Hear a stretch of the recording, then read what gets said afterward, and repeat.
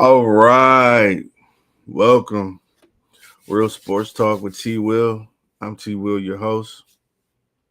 Um, Everybody, welcome. We got some college matchups that I'm looking at, and we got tonight's NFL Thursday Night Football on Amazon Prime. And if you're new to the channel, hit that like button, hit that subscribe button, and turn on your post notification bells whenever we drop in that new key.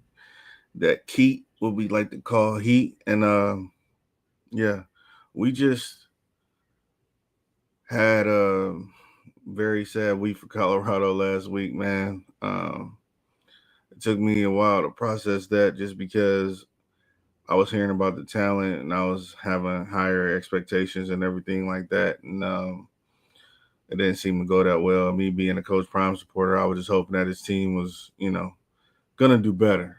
But that didn't happen. So without further ado,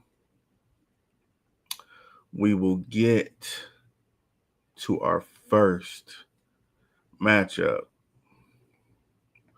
which is the Miami Dolphins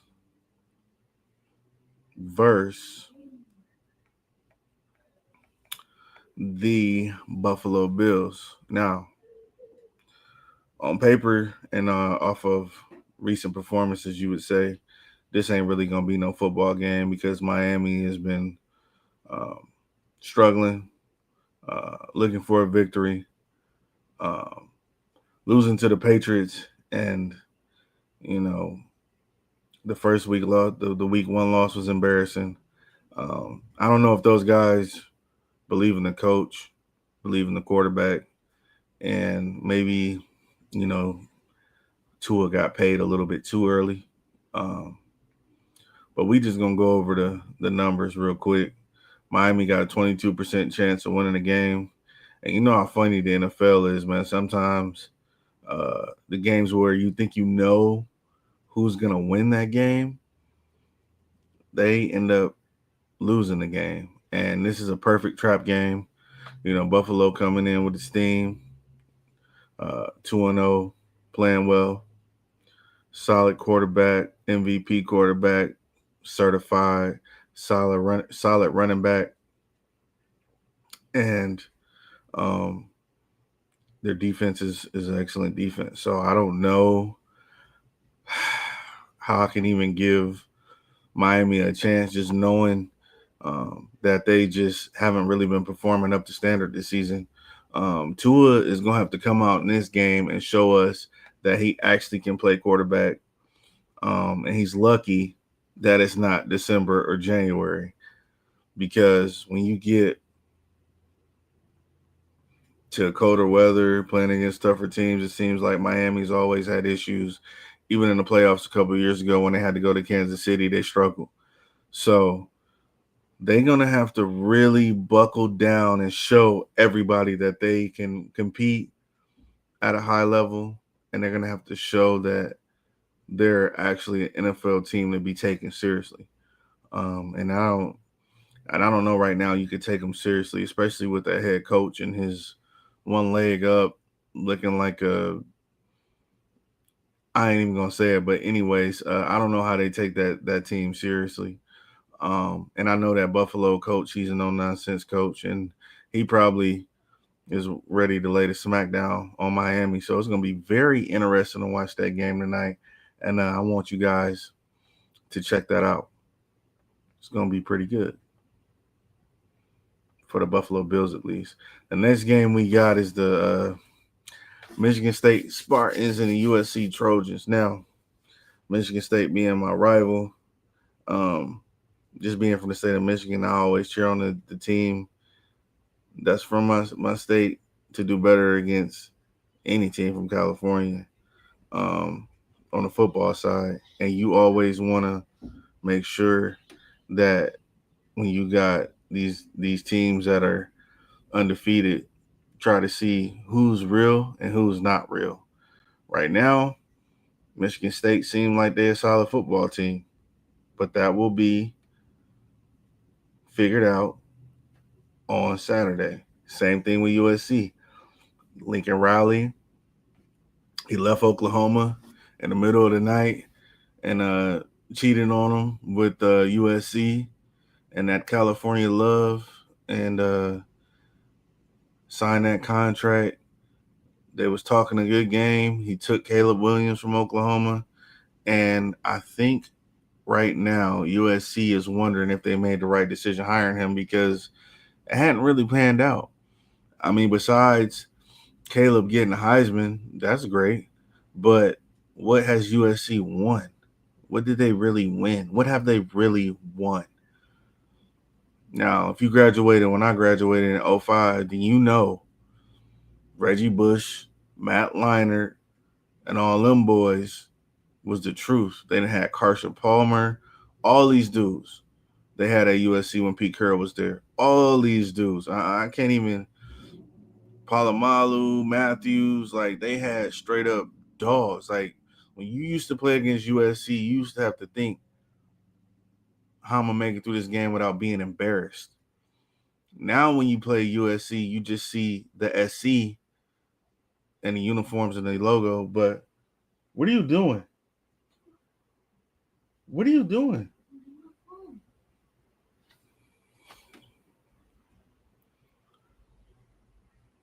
They just they have to like realize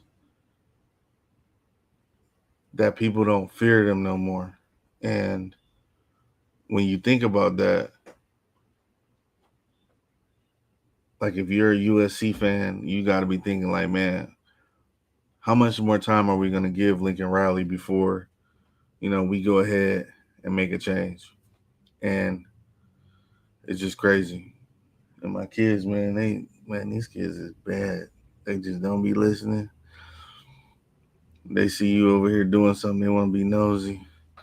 And my daughter, she is off the chain. Jeez, her and that iPhone. But anyways, yeah, and then from Michigan State, they hired the new coach from Oregon State. Last year was his first season. He struggled. This season, he's got off to a great start. That quarterback was young last year. It looked like he done learned a lot. Looked like he ready to go. And I'm really interested to see if this guy for Michigan State, the head coach, do he really got it together? Because if he do, I mean, I'll be happy for him. But whenever they play us, uh, I ain't going to be trying to hear it. But it's always good to have more solid teams in your conference, man, because me even being a Michigan fan of Big Ten, I have to admit, like, dude, you got Michigan, Ohio State, and sometimes Penn State. And I can't even really count them because every time they get into a big game, they lose. They lose. And like if you going off of past history on all these programs, yeah, their histories is rich, but the current history is poor. It's poor. USC used to be all that. Okay. If we got the old USC in the Big Ten, okay, then that's something to deal with. If we got the old UCLA, then that would be something to deal with. And like Purdue, they used to be competitive. I know Barry Odom's trying to, put his feet in, but before he got there, they was just a doormat. Wisconsin, like what happened to Wisconsin? You feel me? Like Ron Dane, all that. Like what happened? What happened? And Penn State is they be fronting, man. I'm gonna call them the fronting team because they play good and they keep their record clean until they gotta play a hard team, and then bam, they lose. And to me, I feel like Penn State is not even worth talking about until they actually win the national championship because it's always what Penn State can do it this year. They can do it. They can do it, and they ain't did nothing. They ain't did nothing. So I'm hoping that these two teams actually show that they have power and that they are teams to be taken seriously so the Big Ten can start being taken more seriously. Because if it's just Michigan and Ohio State, then we ain't going to get no damn respect. You know what I'm saying? I watch SEC football. They still got good football. Like Mississippi State would beat the hell out of Purdue. They beat the hell out of Wisconsin. They have beat the hell. Like, I don't even understand how Northwestern is still in the Big Ten. Northwestern, bro. Like, if we gonna have these playoffs and we gonna be paying all this money and stuff like that, schools like Michigan State, SC, UCLA, who else? Purdue, Northwestern, Illinois, Indiana. All y'all need to step y'all game up. Step your game up. Step your game all the way up. Because when you compare us to the SEC, everybody be trying to say it's the Big Ten and the SEC. And I love my Big Ten teams. But man, you watch Georgia, Tennessee, LSU, Florida. Some of them teams would be undefeated in the Big Ten if they came over here. I'm just telling y'all what it is, man. I'm just telling y'all what it is.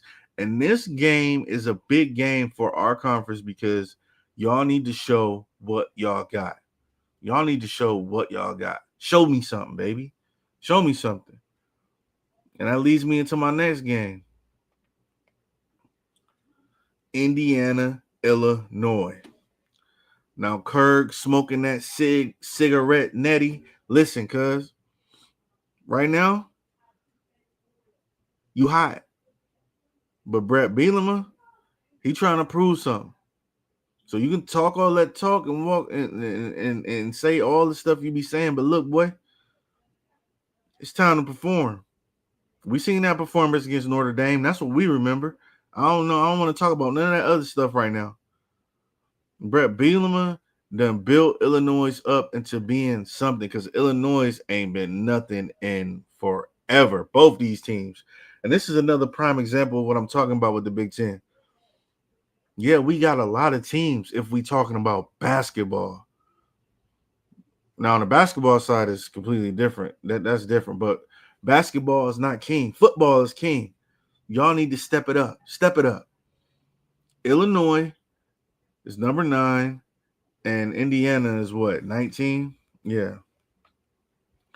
Both undefeated. They're giving Illinois a 37.2 chance to win, which is kind of low.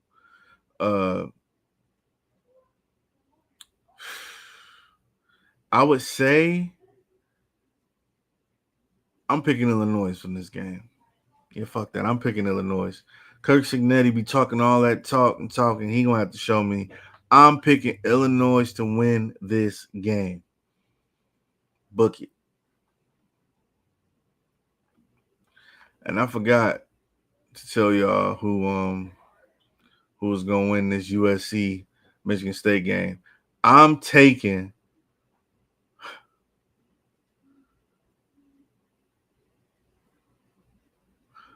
Michigan State. I'm gonna take Michigan State. USC gonna have to prove me wrong, and then we can talk. Then we can talk. All right. Here we go. Mr. Napier. How you feeling after that Death Valley loss? Hey, look here. Billy Napier need to win this game like his life depend on it. Because I'm thinking if he lose this game, even if it's close, they may have his luggage outside the locker room after this game. I'm just saying. Because they making it seem like they about to just get rid of this dude. They don't care what recruits he brought in, what his relationship with DJ Lagway is. Like, listen, partner, whatever your best game plan is, bring it. Deliver. Or you're going to be out of there. And for just that reason, and that reason only, I'm picking Florida Gators to knock off the Miami Hurricanes in Miami. And you take the Gators down for the dub. Hey, I could be wrong, but it's interesting. Just make sure you check that game out because there's a lot riding on this game. Miami They want to prove that the ACC has some teams, and Florida just want to prove that they're a competitive team in the SEC and that their coach is leading them in the right direction. So hey, we'll see. But it's on you, Nape. It's on you, cuz. They about to get you. They gonna get you. Next up, we got Coach Venable and the Sooners versus Mr. Freezem, Hugh Freeze, Pimp Golf Course. Hugh Freeze, Auburn Tigers. Hey, look here. Mr. Freeze, you got your team ranked? Y'all ain't got no L's yet? You know they like you. They're not on you right now, but you need to win this game. You need to win this game. Oklahoma beat Michigan. I think they can afford to take an L and not get killed. But you, hey, look here. You need to win this game. You need to win this game for the Auburn fan base, and to have them fans stand believing in you, because Auburn fans and shit, any fans in Alabama, whenever y'all teams lose out there, they be ready to throw you out, kick your family out, throw you out the country. Like, in Alabama, they is serious about that football. I don't care if you the Auburn Tigers or the UAB Blazers. Hey, look, you better not be losing. So, I personally watched Oklahoma whoop us. And I'm talking, when I say us, I mean the Michigan Wolverines. They gave us the business. And that Mateer is a nice quarterback. I'm not going to say he a Heisman Trophy finalist or anything like that. Not just yet. But, and what I've seen from him so far, he's like the best quarterback in the country. He's the best quarterback in the country. And it ain't even close from what I've seen thus far. And Oklahoma defense, look, we're a physical team. We got running backs. We can run that thing. They was popping the hell out of us.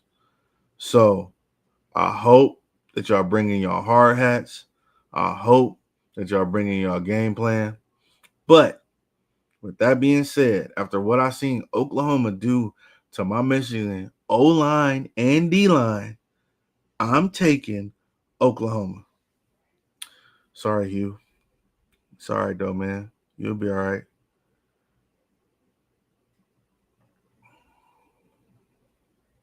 Next up, we got the Colorado Buffaloes, led by Coach Prime, Deion Sanders, versus the Wyoming Cowboys, Josh Allen's alma mater. And I saw in the game last weekend, I know a lot of people don't know about Wyoming because they're in a smaller conference, but, you know, they play Utah tough, and Utah beat the crap out of UCLA. And, you know, Wyoming got hard. I'm not gonna be able to say that they got like the same talent as any of these Power Four schools. That would be wrong for me to say that, but I would not take them lightly. Here's the problem. Every week, every press conference, we hear with the Colorado Buffaloes, we're getting better, we're figuring it out. The players are fixing it. They know what they're doing, and the problem is that you haven't put it on tape. We haven't seen it. The best performance I would say that they had so far is against Georgia Tech, which proves this to show that they have talent to compete, because if y'all saw last weekend, Georgia Tech beat Clemson.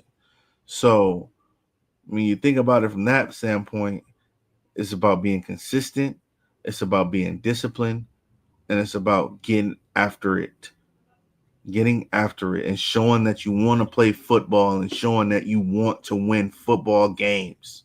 All right. And that goes with the coaching staff as well. Stop subbing out so many players. See, what people don't realize is when you keep on taking players out and putting other players in, I don't care what the talent is. they're not going to be able to build camaraderie with the people they on the field with. The defensive backs and the linebackers and the D-line, we all got to communicate. We all got to work together. So if you out there playing with somebody that you ain't out there used to playing with, and y'all got assignments that y'all supposed to be assigned to, and then y'all assignments get busted, and you be like, man, I thought you was going to do this. Oh, you know why that happens?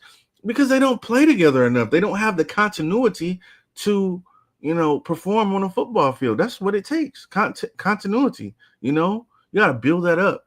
And the more experience that you get together, the more you play together, that's how you win football games. That's how you become a better football team. But you keep on throwing out this guy, throwing out that guy, throwing out this guy. It's never going to be consistent. They're never going to build camaraderie. And it's just going to be a circus. So I will say this. If Colorado plays disciplined football and they do not, I repeat, they do not keep subbing people out, making stupid decisions, and on offense, this is my one gripe. Stop throwing behind the line of scrimmage, quick screens to your wide receivers and getting them killed. That play consists of you having wide receivers that can block on the outside. Newsflash, those wide receivers can't block. Stop running that crap before you get somebody hurt and get them put out of the season because they get their legs blown out or they get a broken rib or a broken arm because they done got blasted because the guy in front of them didn't block the cornerback or whoever trying to attack them and get up the field. Come on, man. Stop doing that. You can run that play one time and the wide receiver will catch the ball, get hit, fumble. They're going to run it back for a touchdown. Stop doing that. Stop.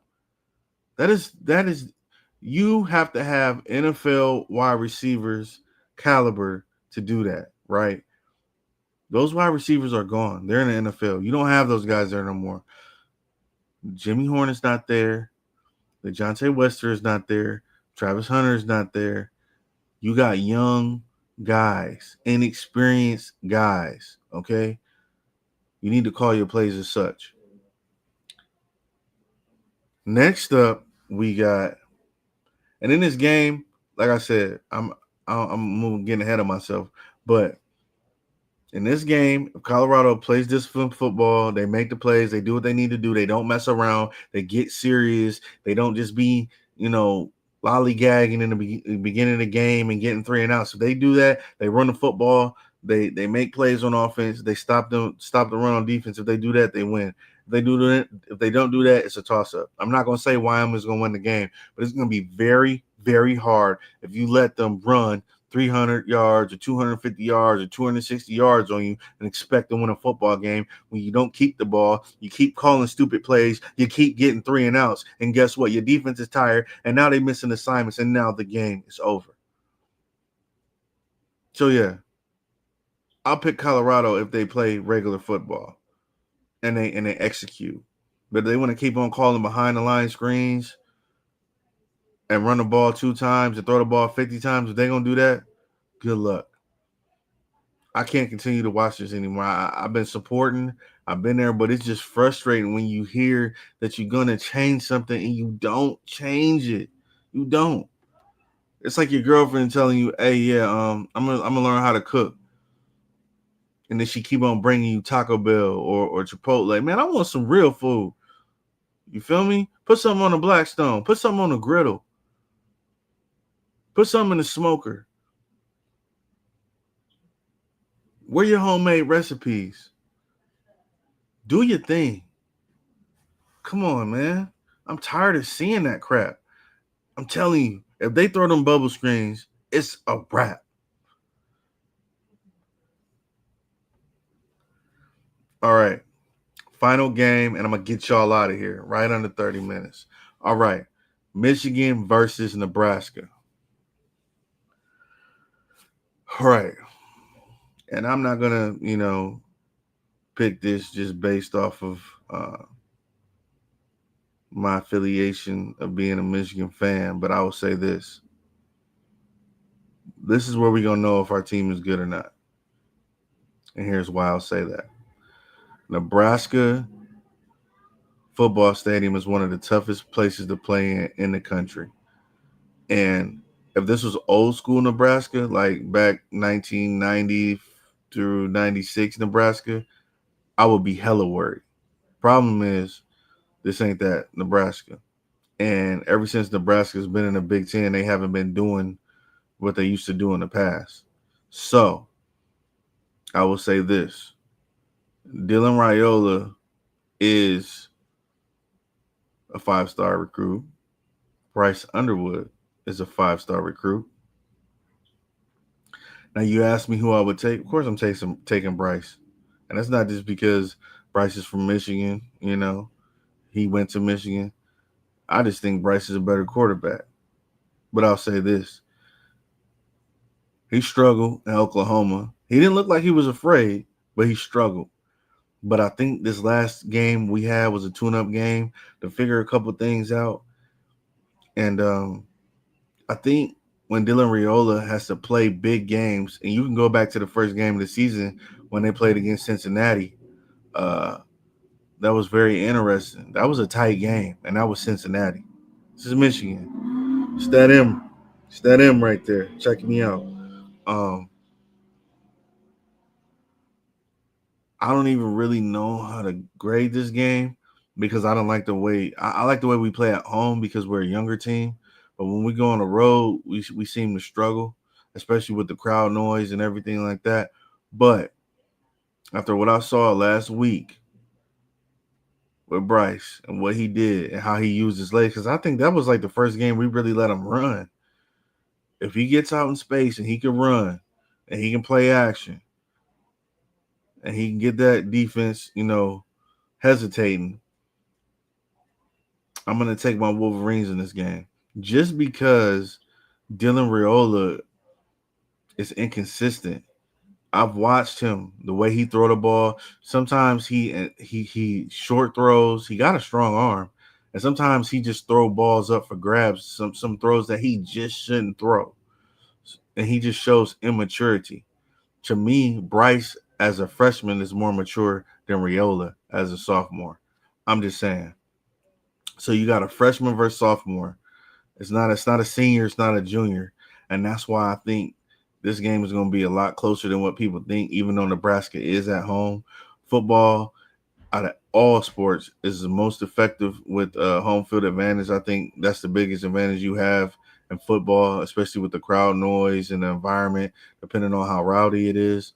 So I'm going to take my Michigan Wolverines in this matchup. Nebraska could win, but I just feel that our team, we got a strong running back. We got a strong offensive line. Our defensive line be eating. And I think we're going to be getting back there, getting after that quarterback. And I think he's going to be under pressure. And I think he's going to throw a couple interceptions. That's what I think. If you guys disagree, let me know. I'm here for it. But yeah, I think the Michigan Wolverines are going to handle this game. We're going to handle it. I'm not saying we're going to blow them out. I'm not saying, we're just going to whoop them. But I think that we're going to edge them out and get the victory in a tough, tight game, rowdy environment. I think this is going to be a good game. So, yeah, I got the Wolverines on that.